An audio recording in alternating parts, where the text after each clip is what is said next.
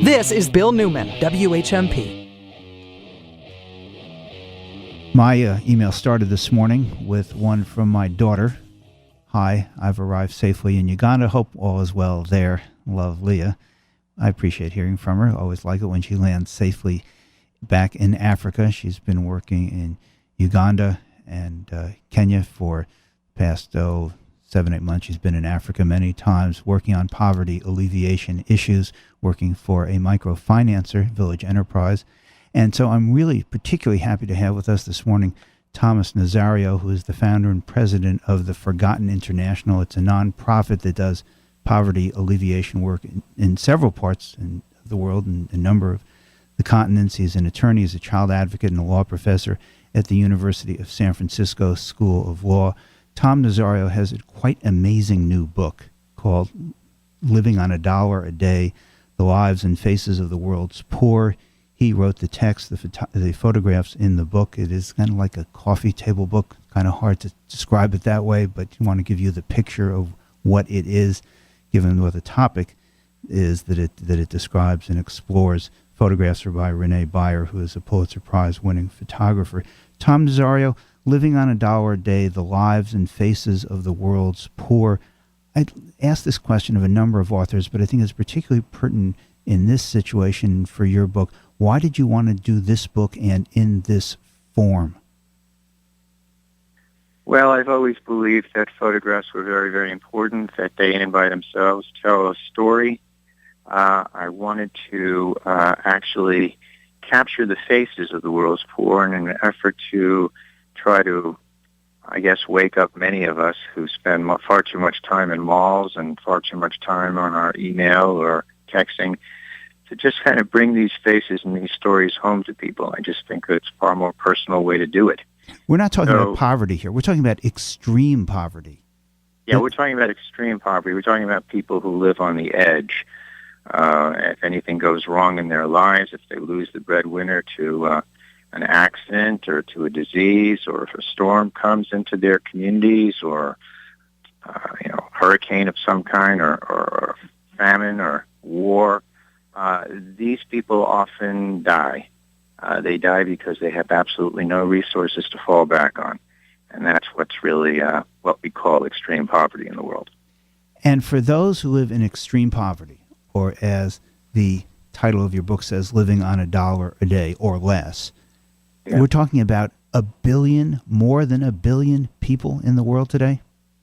Yeah, it's amazing. Of course, when we live in the United States or in sometimes somewhat privileged communities, it's hard to even believe that. But 1 in 6 people on this planet live on less than $1 a day, and 1 in 3 live on less than $2 a day. So the overwhelming majority of people in the world really have very, very little in the way of resources, and a lot of stress in their lives, and often simply don't make it for that reason alone. Poverty kills more people on this planet than anything else. The first chapter of this book, Living on $1 a Day, The Lives and Faces of the World's Poor, the first chapter has the title, Who Are the Poor? Who are they? Well, sometimes we think of poor people with the first people that might come to mind are the people that live down the block from us and live in a relatively shabby house, and we know that they have some problems, and we know that they certainly don't meet their bills all the time. And we think of those as the poor neighbors. Or, of course, when we walk around on a given street and we see homeless people, yeah, we think of them as poor. So, how we define poverty really varies to some extent with the people who are trying to come up with the definitions. But globally, we define the poor as people who live on, at least the global standard these days, is less than $1.25 a day. And that's geared towards what it would take to simply survive in many communities around the world.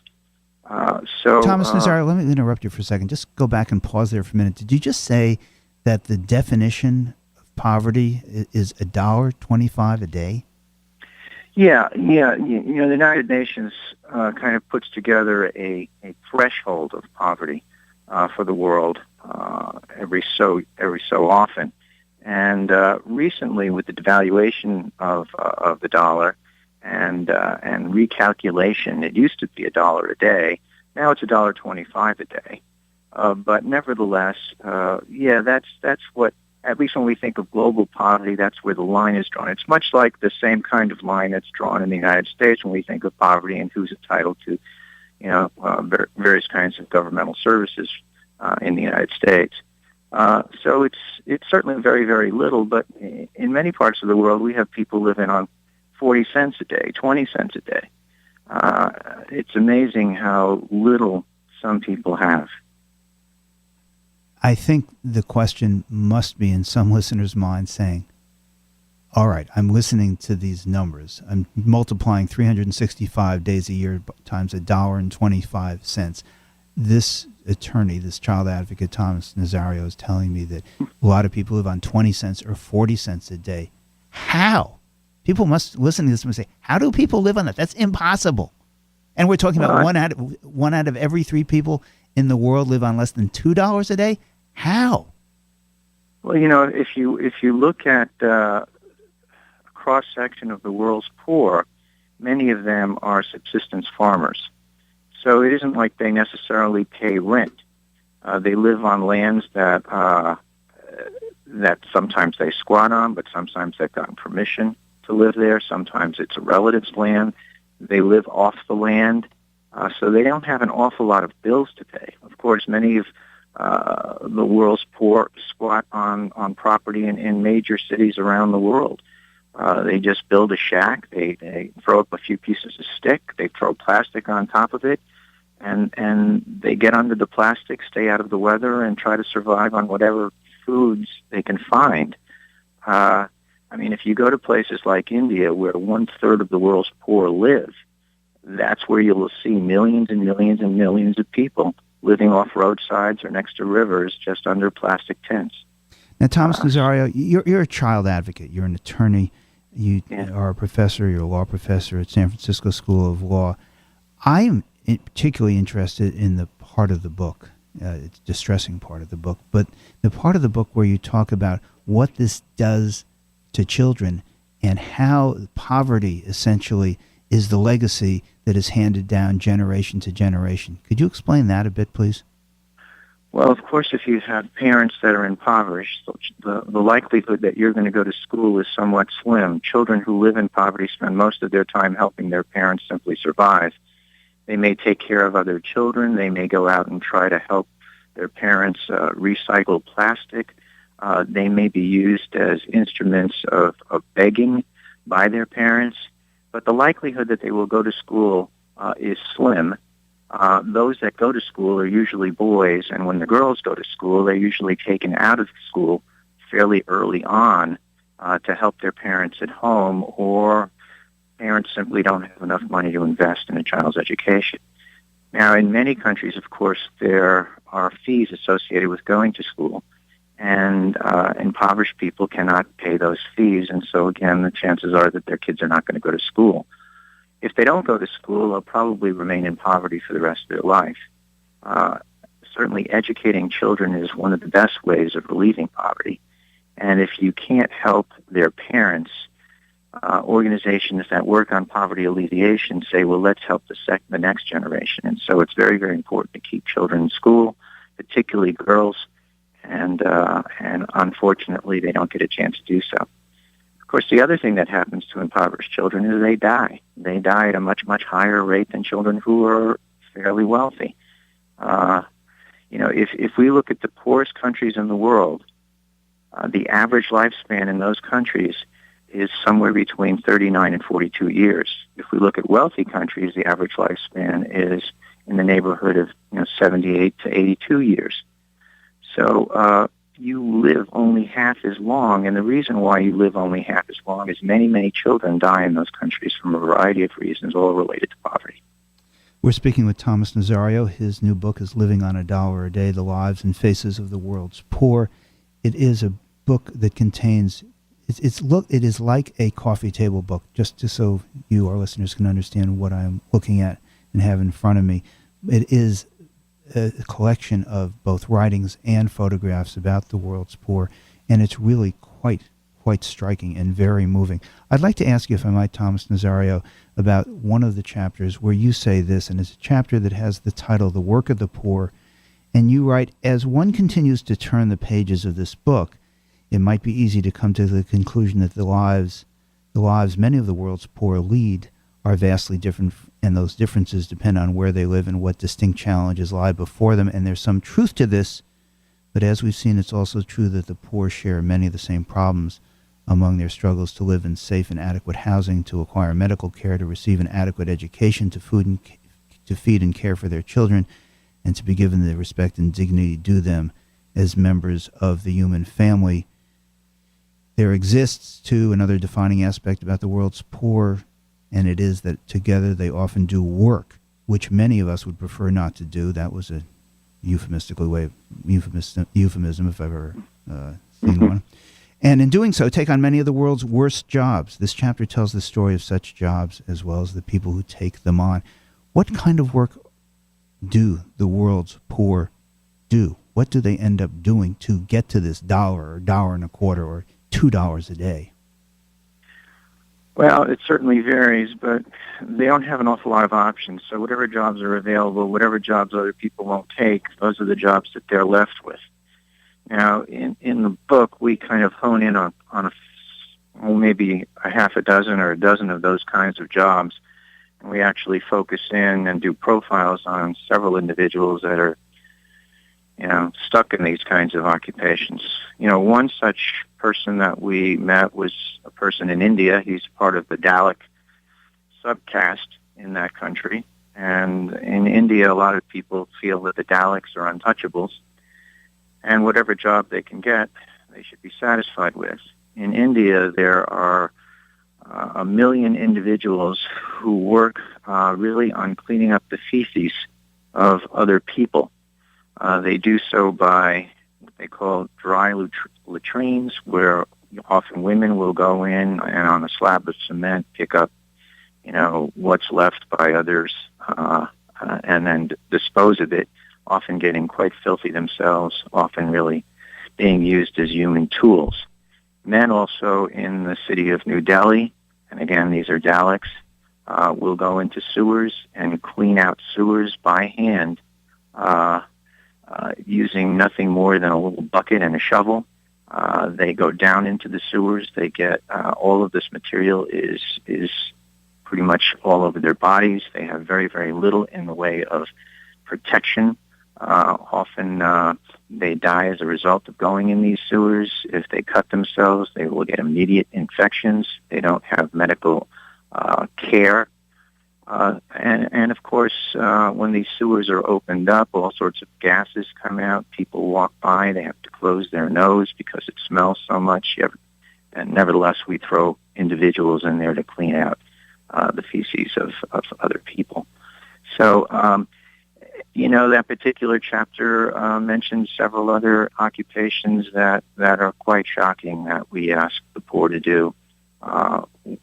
One of the things that troubled me the most was our visit to Ghana, the city of Accra, where children live on an e-waste dump site, and they essentially take all of this e-waste that comes from all over the world, they burn it. When in the process of burning it, fumes get into their lungs, carbon gets all over their body, and all they're doing is trying to search for any little pieces of metals that exist in the e-waste that they can recycle and try to stay alive. These children have been abandoned. They work this site. Sometimes they are kidnapped. They live under trucks. They live in shacks. So it's pitiful the way some of the poor around the world are treated. Nevertheless, a lot of people feel that the poor are poor because they're lazy. Well, the truth of the matter is they're not lazy at all. That many of the poorest people in the world work much harder than those who run large corporations, but they get absolutely nothing in return. So it's very sad. I am looking at this photograph of the people on the e-waste dump site. It is enough to make you cry that people are making a living, trying to make a living by finding items or material of minuscule value, so maybe they can make their 20 cents a day, so maybe they'll have something to eat. I think that this photograph, along with another one that really just tears a person up watching it, is the picture of the family, the mother with the kids, and there's a sign behind her. She has what appears to be their home on the streets and says, "Please don't urinate here." Right. It's so sad. We're going to continue our conversation with Thomas Nazario, his new book, Living on $1 a Day, The Lives and Faces of the Poor. After this, stay with us. This is Bill Newman, WHMP. Tom Hartman.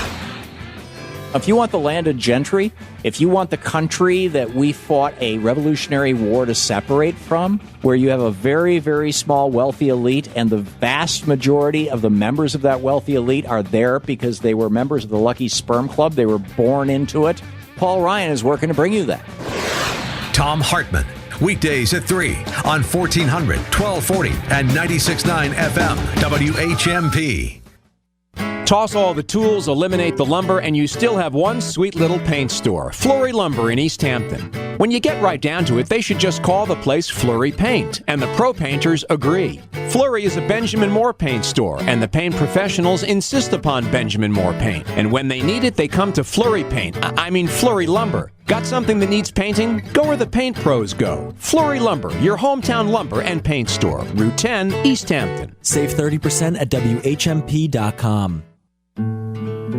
If you ever want to talk about insurance, call 586-1000. I know, you never want to talk about insurance until you have a claim or you want a quote. Then call 586-1000. Not 1-800-586-1000. Just 586-1000. That's the number for Whalen Insurance. It's been our number since 1961. We'll actually answer the phone. We'll give you a quote or help with your claim. In fact, we'll get you every penny you're entitled to. And you'll never have to use the dial pad to enter your policy number. We'll answer the phone in person, not just when we're signing you up. Whalen Insurance. Local people, local service, local insurance. Home, car, business. In partnership with Commerce Insurance. We're online at whaleninsurance.com. Call for a quote, 586-1000. They make at least 3 soups every day at Paul and Elizabeth's. Order a cup or a bowl, and it has that fresh, just-made-it flavor. One of the soups is always the fish chowder. It's been on the menu every day for over 30 years, and it's so rich and creamy, it's kind of hard to believe it's dairy-free. The other soups, you never know. There's usually a bean soup, maybe broccoli cheddar, sweet potato coconut. A bowl of soup, add a salad and one of those big whole wheat rolls. That's called the quick lunch at Paul and Elizabeth's. It's only $7.75 and includes a cup of tea.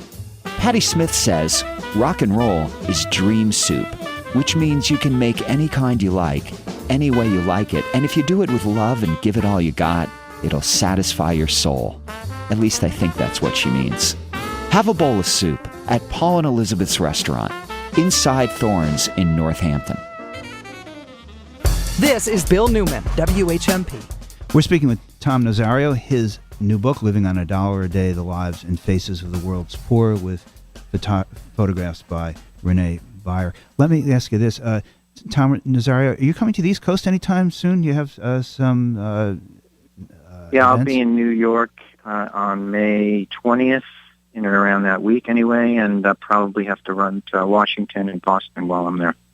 Now, you are a professor of law at the University of San Francisco School of Law. You're an advocate on behalf of children. You are the founder and president of the Forgotten International. Tell us what the Forgotten International is.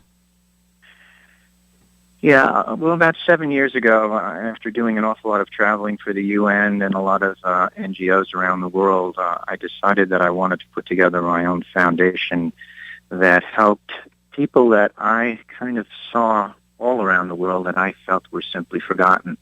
They were forgotten by their families, or they were forgotten by their village, or they're forgotten by one community or another, but certainly by the state. And it's people that we walk by, people that have become invisible, people that we often don't think about. And they make up such a huge percentage of the world's population that some focus had to be brought on them And so it seemed to me that why not call the foundation the Forgotten International and try to actually bring some attention to the plight of the poor around the world.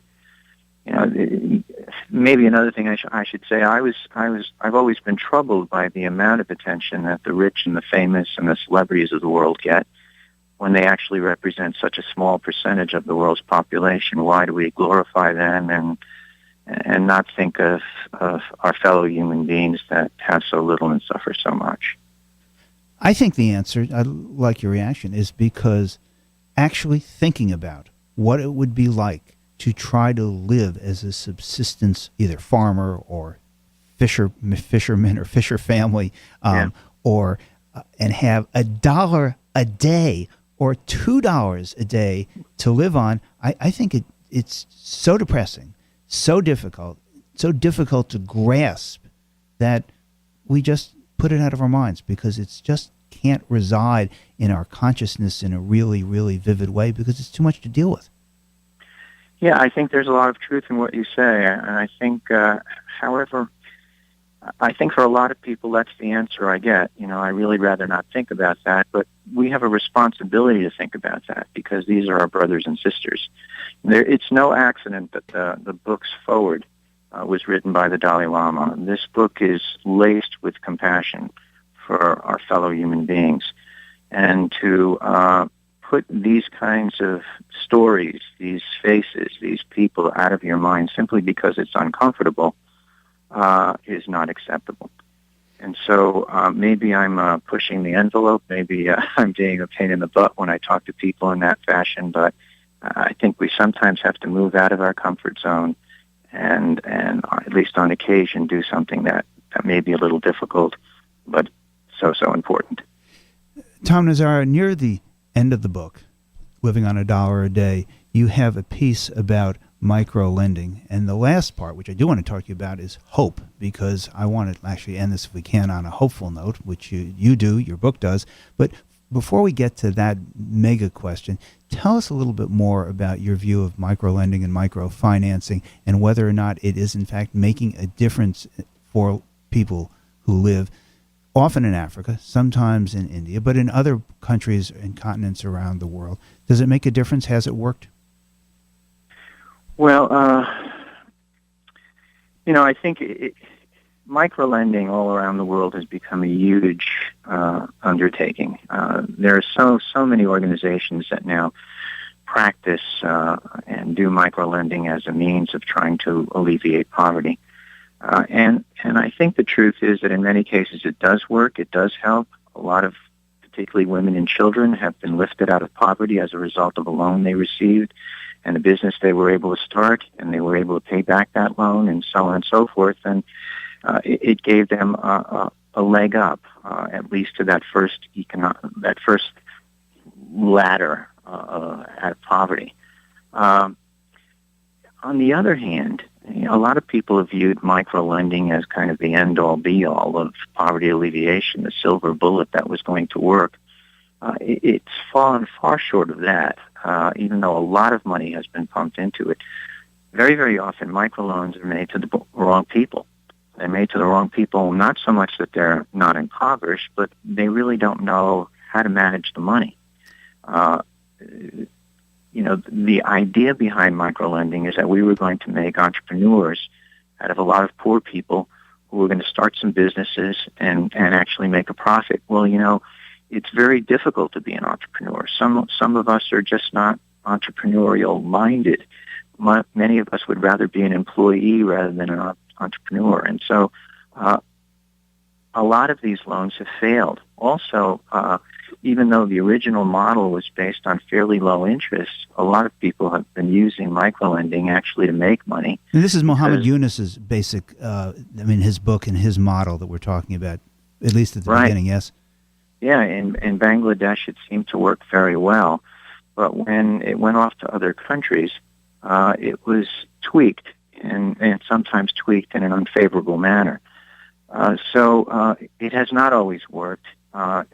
Micro-lending organizations are now, instead of lending to individuals, they're lending to groups because it's much more likely that a group will pay back the loan than an individual who didn't know how to really handle the money and lost the money, or did what he or she wasn't supposed to do with it, so on and so forth. And individuals that receive loans now are also getting a lot more training. They're being put together with mentors who are trying to teach them how to be entrepreneurs.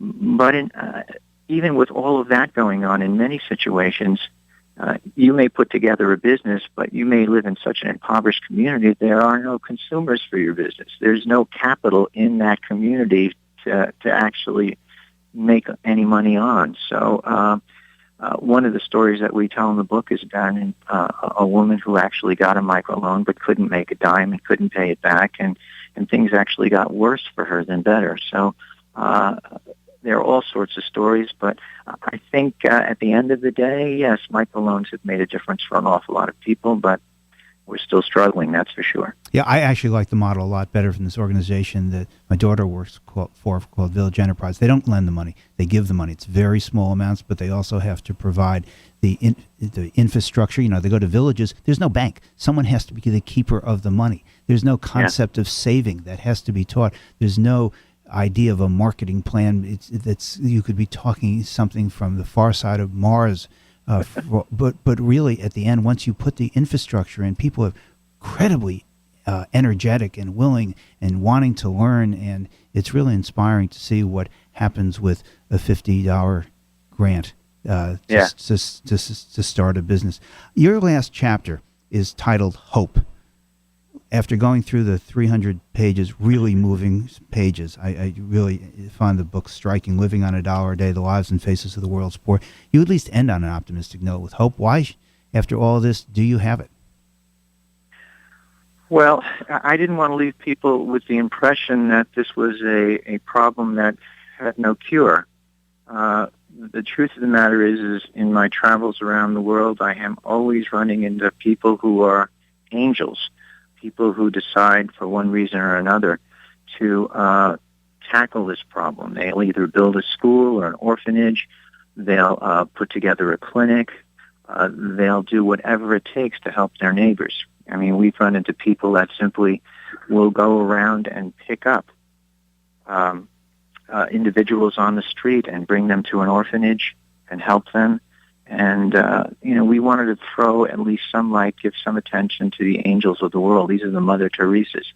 And show actually a lot of the readers of the book what can be done if, in fact, you turn your attention to helping someone else. I suspect I don't have time, but I could tell some of those stories of those heroes.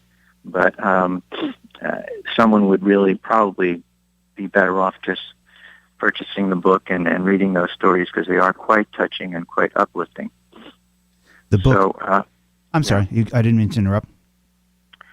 No. The other thing the other message that I'd like to get across to people who might be listening today is that we're not talking about billionaires helping the poor. We're talking about ordinary people like you and I, middle-class people that have enough money to go out to a fancy dinner or buy a fancy bottle of wine or buy an expensive purse. Those are the kinds of people that probably have more than they need and need to share with others. And so the reason why we included so many agencies in this book as to where to turn if you'd like to help is that we wanted to give people access to ways to help alleviate poverty around the world.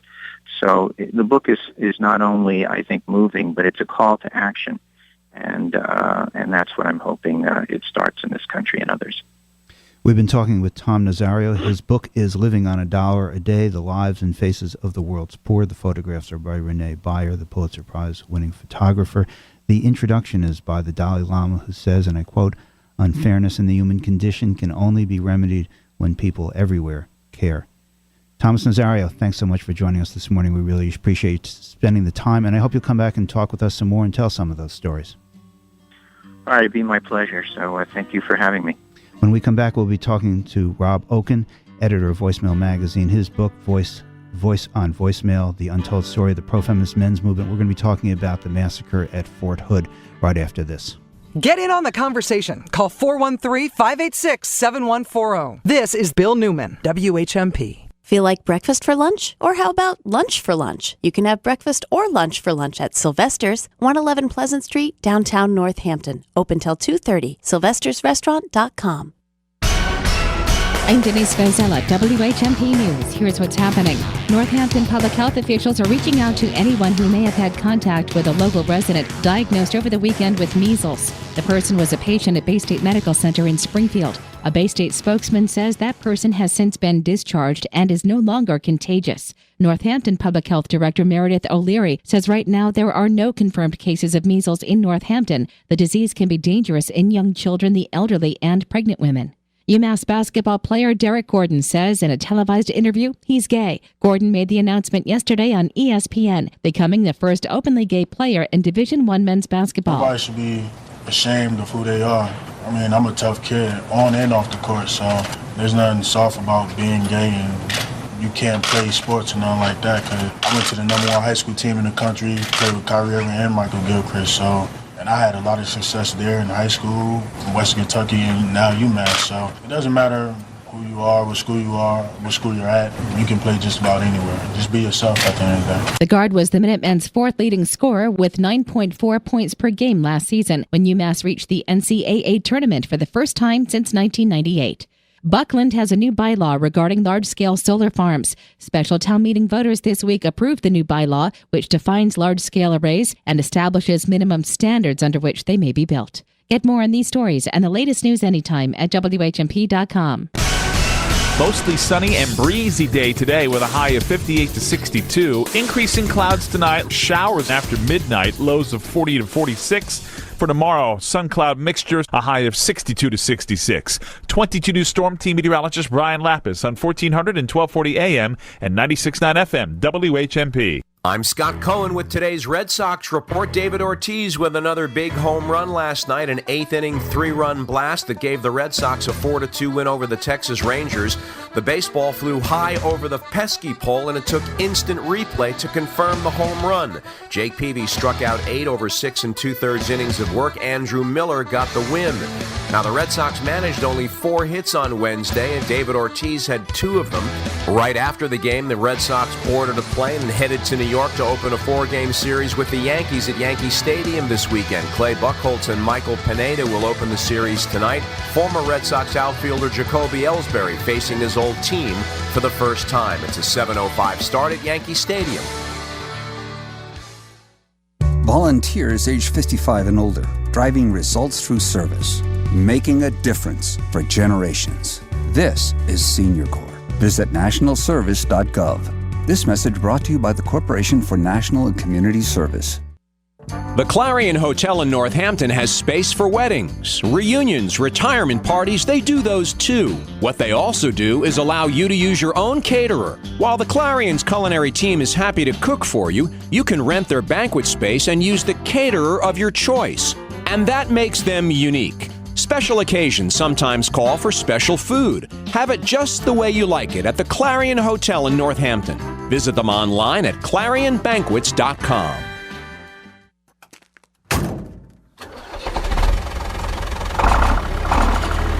We help farmers make the best use of their land, which means healthier crops, higher yields, and less harvesting hours, which is good news for a growing population and good news for the environment. BASF, the chemical company. This is Bill Newman, WHMP. We are joined in the studio by Rob Oken. He is the author of Voicemail, the editor of, and an author and contributor to Voicemail, The Untold Story of the Pro-Feminist Men's Movement. He's going to be at the Odyssey Bookshop this evening at 7 o'clock for a reading, a Q&A, a conversation, and a book signing. Really happy that Rob's with us this morning on this day, which has on media throughout the area, and I think throughout the country, the first NCAA player to come out as gay. This is this in Division I men's basketball. So it's a little nuanced, but it's still a big deal. And I want to know that. Why is it such a big deal? Because it seems to me that... Because the whole country, moments ago, was enraptured with the Final Four. And for somebody to be the first in Division I NCAA basketball, and just happens to be somebody who plays down the street, from us where we are right now, I think it's a big deal. I love the parts in the descriptions in the papers this morning about his chiseled body that they wanted to talk about. Guy's got a great physique. You got to say that. And he's a really good basketball player. He's fun to watch. I saw him a couple of times this year, and I saw him down at the Barclays at the center in Brooklyn. That was really interesting as well. Well, thanks for having me on. And I think that what he did in crediting Jason Collins, the former Celtic and the NBA player who came out about a year ago. On the cover of Sports Illustrated, and it was April of last year. In crediting him with opening the door and allowing him to have the courage and the freedom within his own interior life to come out to his family, to his teammates, and to talk about each member of his family and how his team responded. This is what we're seeing as the positive change in our expanding our definitions of masculinities. So, we're constantly in this circumstance of bad news, the shooting at Fort Hood, the student who went into the high school outside of Pittsburgh and stabbed 21 students and a security guard. The bad news part of how we're approaching these problems is as much attention as we're rightly putting on the mental health aspect and the weapons aspect.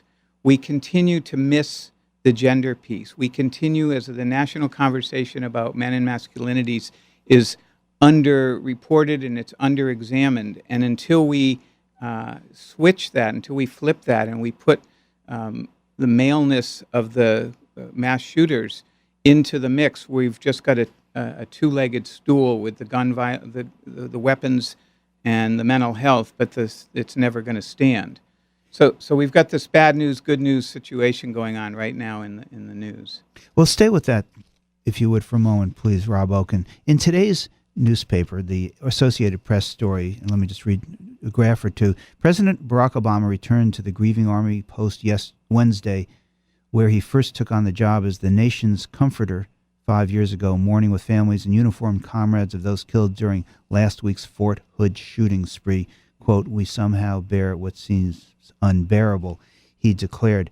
You make the point about Fort Hood and about these other mass shootings and mass killings and mass violence in the case of the kid with the knife yesterday, that time and time again these stories are reported, but the media doesn't report the piece that you actually focus on, which is, oh, by the way, I'm being facetious, the shooter, the stabber, the mass murderer, almost invariably is a guy. Right. So this is akin to the fish don't see the water in which they swim. So we know that had the shooter at Fort Hood or the stabber at the high school outside of Pittsburgh been female, that's the lead. That's the story. Woman shoots up school or Army base. Suddenly gender is the focus of the story.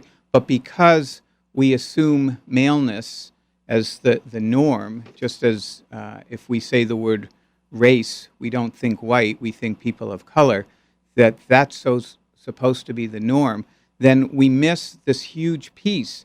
And until or unless we're willing to look at how we socialize boys, and starting from the very beginning of their lives, then we're going to find ourselves with these lonely, alienated, disaffected, mentally ill men who are not taking care of their mental health or their physical health, for that matter. To which I think some people would say, fine, Rob Oken, but don't we have lonely, depressed, anxious, disaffected women as well? And you're making the point, well, and I want you to explain it. Yeah, but women don't, in general, and at least in any of these mass murders, these mass killings, women don't. Right.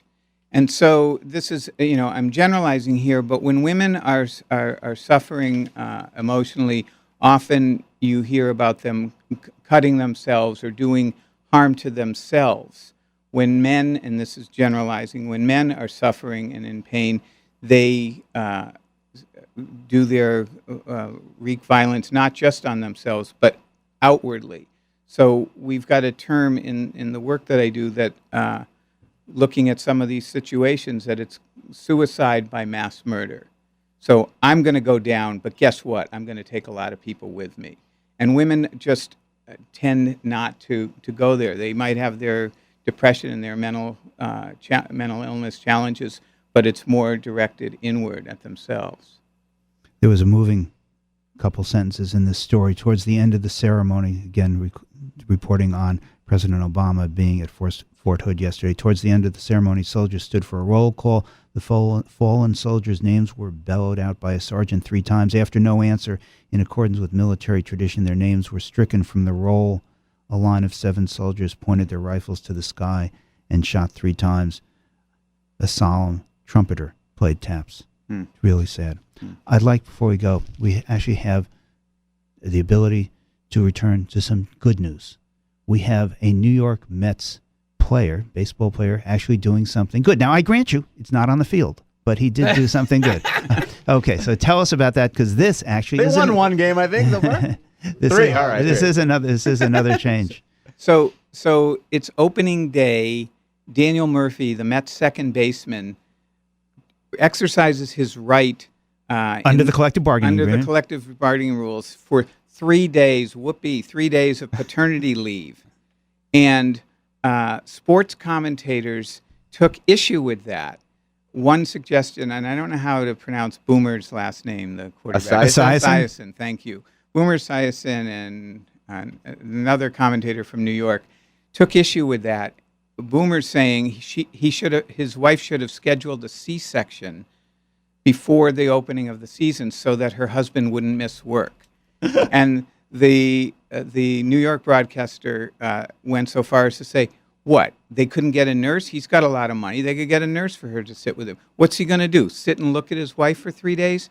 It was the most outrageous example of what we're up against in terms of conventional masculinity. So, meanwhile, the sports writer, the sports editor for The Nation, Dave Ziron, wrote a great column about it. If you go to The Nation's website the other day, MSNBC's Chris Hayes, All In with Chris Hayes, he is actually on paternity leave right now. So the guest host calls him up at home and gets him on the phone, and he is like beside himself. He couldn't believe that these guys were, as he described them, in some kind of Neanderthal state of actually thinking. He said, the baseball season is 162 games long. And we're talking about the Mets here too. Okay. Well, careful. There are some Mets fans in our immediate area.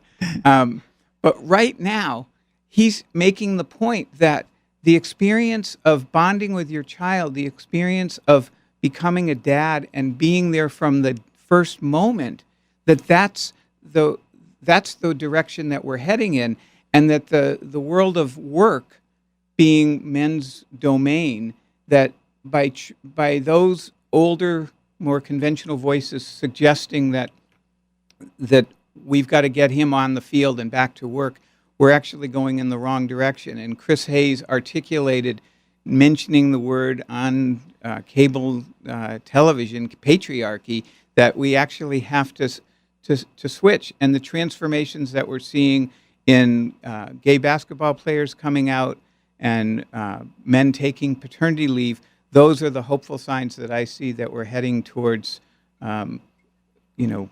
pro-feminism not being a word that people will be stumbling over in the future. I'll try not to stumble over the word. We've been speaking with Rob Oken. He is the editor of Voicemail Magazine. He'll be at the Odyssey Bookshop this evening for a reading, a Q&A, a conversation, and a book signing. The book is Voicemail, The Untold Story of the Pro-Feminist Men's Movement. Rob Oken, thanks so much for joining us this morning. Have a great reading at the Odyssey this evening. Thank you. It's been a pleasure. We'll be right back with the Reverend, and the Rabbi after this. This is Bill Newman, WHMP. For 40 years, people from all over the world have been visiting the Sydney Opera House. It's famous for its unique architecture, but there's more to it than the white exterior. Swirls of color that increase in intensity as you approach the buildings, all culminating in an unforgettable performance inside the halls. There's another worldwide attraction that turns 40 this year, and it's right here in the heart of Northampton. Webb's, America's yarn store, is celebrating all year long with exclusive yarns and patterns that have never been available before and will never be available again. Like Valley Yarn's Superwash DK, hand-dyed by Madeline Tosh, and special patterns designed by Amy Herzog and local artist Melissa Labar, and a crochet pattern designed by Doris Chan. All exclusively found at Webb's during their 40th anniversary celebration. They say visiting the Sydney Opera House is a sensory experience, but visiting Webb's is taking a trip to a sensory paradise. 2014, their 40th anniversary. Webb's, America's Yarn Store, Service Center Road in Northampton. Out of the tree of life, I just picked me a plum. The man who took cool to new heights. Still it's a Tony Bennett. Best is yet to come. Live and in concert. Stepping out with Sunday, August 31st, beginning at 2:30 at Tanglewood. Tickets are on sale now. Call 888-266-1200 or online at tanglewood.org. The latest CD, Live at the Sahara, Vegas 1964, available now. Micah Hearn from Ahern Funeral Home in Northampton. Some of the reasons why people would want to pre-plan their funeral, one is the financial aspect, knowing the fact that in a few years, what you pay for funeral is going to significantly grow. Another reason would be peace of mind, knowing that when a death does occur, a family knows that they don't have to make the major decisions they've already made for them. This is Micah Hearn from the Ahern Funeral Home here in Northampton. For people who want information or a free consultation, by all means call 413-587-0044. Contact Ahern Funeral Home in Northampton for information about pre-planning. Snow and ice, tornadoes, and storms have battered Western Mass like never before. Are you concerned about losing power? Well, a permanently installed whole home generator from Generator Boss will take your fear away.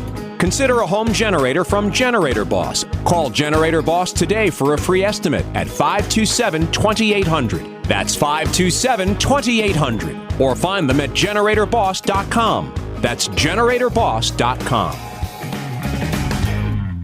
This is Charles Osgood. Why turn to a trusted choice agency for your insurance needs? Because trusted choice independent agents have the freedom of choice. They can use their expertise to competitively shop multiple providers on your behalf to find you a range of options at great prices.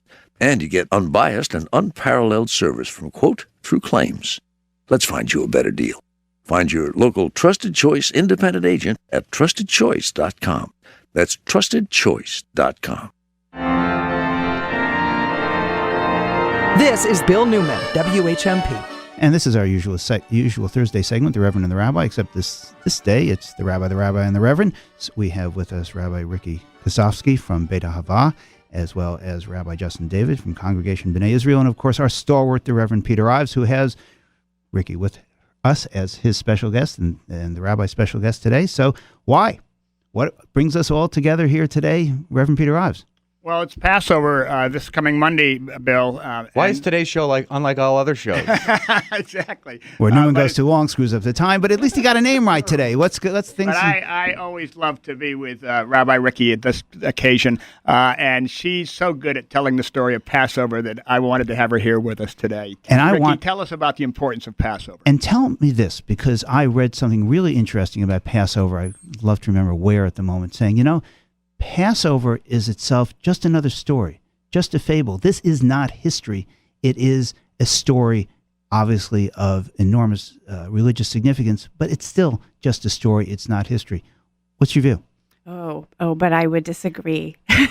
So I look at Passover as our story, capital S, and it is a universal story of liberation, and it's part of our sacred consciousness, certainly in our Western culture, but in many cultures that have a story of liberation from bondage and from slavery. And on Passover, we have our custom of the Seder on the first night. The holiday lasts a week or 8 days. But the first night, we retell the story by reliving it. And it's sort of almost like a Greek drama where we have foods and we tell the story and we act it out and we relive it so that we actually go through the movement of being redeemed from slavery ourselves. And the story is what? And what is the story? So I'm going to actually let Rabbi Justin tell the actual story. Well, I'll tell you my spin on it. But I still want to know from the Rabbi and the Rabbi, history or a story that demonstrates universal hope and wisdom and longings for freedom that we all have. Yeah. Well, first I have to call listeners' attention to the fact that Bill Newman is wearing a jacket and tie today as if he's going to his uncle's house for a Seder. So I feel like that's what we've got going on in here. But it's actually I think Rabbi Ricky said it well. I think it's a universal story, and it's part of our sacred narrative as Jews and perhaps as human beings. And but do you think it really happened? So I think that for me, the Red Sea part. Did frogs fall from the sky? Did an angel of death kill all the firstborn? Right. So for me, I would say that question is irrelevant because there are truths I believe embedded in the story that really transcend the historicity of it. And we as moderns really like to divide things into historically true, not historically true. But I think what the Seder does, and I think what the religious imagination does, is challenge us to engage on kind of a more archetypal, symbolic level. And that's where the story lives for me. But the story is a relatively simple story. You have a small group of people who find themselves in Egypt because that's where the food was.